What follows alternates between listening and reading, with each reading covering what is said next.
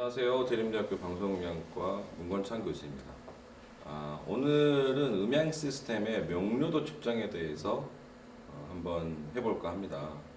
명료도에 대해서 무엇인지 제가 풀 강의를 할 수는 없지만 엔지니어로 활동하고 있는 여러분들한테 명료도 셋업이 어떻게 되고 그다음에 어떻게 측정이 되는지 한번 보여주고 싶었습니다. 특히 제가 가르쳤던 음향 엔지니어들이 현업에 나가서 가끔 셋업하는 방법이 헷갈려서 전화를 하는 경우가 많은데, 제가 이번 기회에 유튜브를 통해서 실제로 올려서 그 명료도 시스템 측정하는 것을 시뮬레이션에 보임으로써 계속 활용해 볼 수 있도록 하도록 하겠습니다.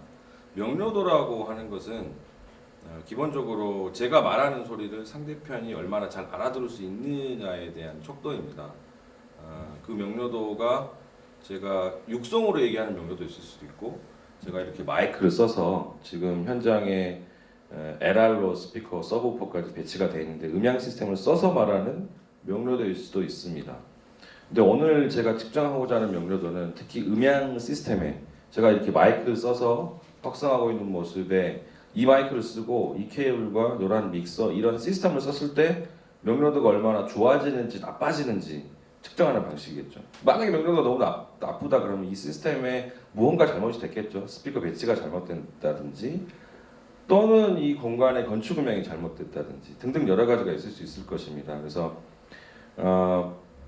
명료도를 측정하기 위해서는 첫 번째 필요한 장비가 명료도 분석기가 일단 있어야 됩니다. 사운드 레벨 미터하고 동일하게 생겼는데 거기에 명료도를 분석할 수 있는 시스템이죠. 무제한 마이크의 명료도 분석기.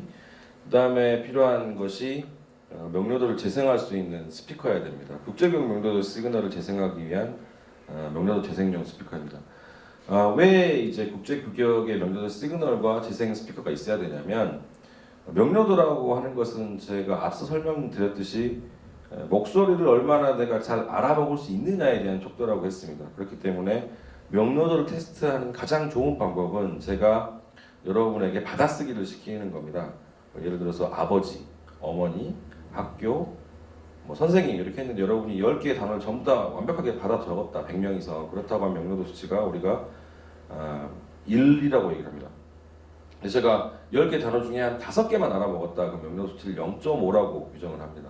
근데 이러한 주관적인 테스트 같은 경우는 샘플이 굉장히 많아야겠죠. 사람도 100명이 넘어야 되고, 말하는 사람이 남자일 수도 있고 여자일 수도 있고, 또는 키는 아니겠네요. 말하는 사람이 남자, 여자, 나이가 많은 사람, 나이가 적은 사람 등등에 따라서 다 다릅니다. 그렇기 때문에 실제로 이거를 하기 위해서 너무나 많은 시간이 할애가 되고 비효율적이다. 그래서 명료도를 측정하는 데 우리가 약속을 해보자. 그래서 지금도 많이 연구가 되고 있는데 STI라는 것이 가장 많이 활용이 됩니다. 특히 전개 명료도 STI PA를 통해서 활용을 하는데, 제가 믹서에서 로우를 풀거나 로우를 깎거나 하면서 소리가 변조를 시킨다. 그러니까 어떤 사람은 로우 저주파가 많기 때문에 소리를 줄이고 크기도 하고 또 레벨을 올리기도 하고 줄이기도 한단 말이죠.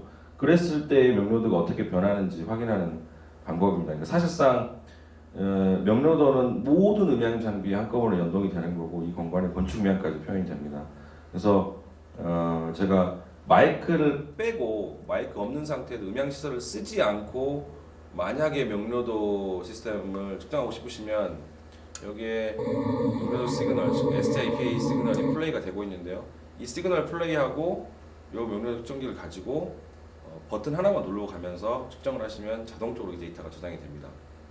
근데 저희가 원하는 거는 마이크를 써서 방송 시스템이잖아요. 이 시스템이 서로 연동이 됐을 때에 대한 명료도가 궁금한 것이죠. 그 경우에는 제가 마이크를 이게 사람이 화자라고 생각을 하고, 그다음에 마이크를 제가 이 앞에 대서 제 목소리나 말하는 사람의 목소리를 얘가 대신해서 플레이를 하는 것이죠. 명료도 시그널에 대해서 간단히 설명드리면, 명료도 시그널은 사람의 목소리 대역에 해당되는 목소리의 핑크 노이즈, 랜덤 주파수 플레이라고 보시면 될 것 같아요. 모든 주파수에 동일하게. 그래서 들어보시면 이런 형태의 핑크 노이즈하고 비슷한데 사람 목소리 대역의 주파수만 있습니다.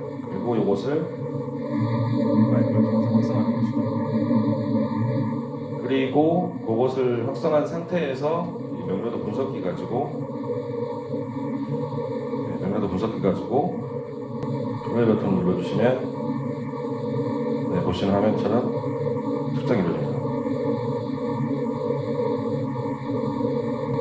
네, 지금은 제가 측정 중간에 말을 하면서 에러가 났는데요. 약 0.72 정도로 수치를 보여주고 있습니다. 왜 0.7이냐면 말하는 사람이 여기 있고 듣는 사람이 바로 앞에 있기 때문에 그런 것이죠. 근데 요거는 굉장히 이상적인 환경이고 제가 두 개의 스피커가 배치된 상태에서 실제로 돌아다니면서 한번 측정을 해보도록 하겠습니다. 네, 저는 지금 강의실에 딱 중간 좌석입니다. 스피커가 에라로 배치됐는데 아까 세팅하셨듯이 명료도 재생기 앞에 마이크가 설치가 되어 있고 다이나믹 마이크 설치가 되어 있고 약 5cm에서 10cm 정도 확인하셨는데요. 거기서 명료도 시그널을 재생을 시키고 여기서 플레이 버튼을 눌러주시면 명료도 값이 측정이 됩니다. 측정하는 모습을 보여드리도록 하겠습니다.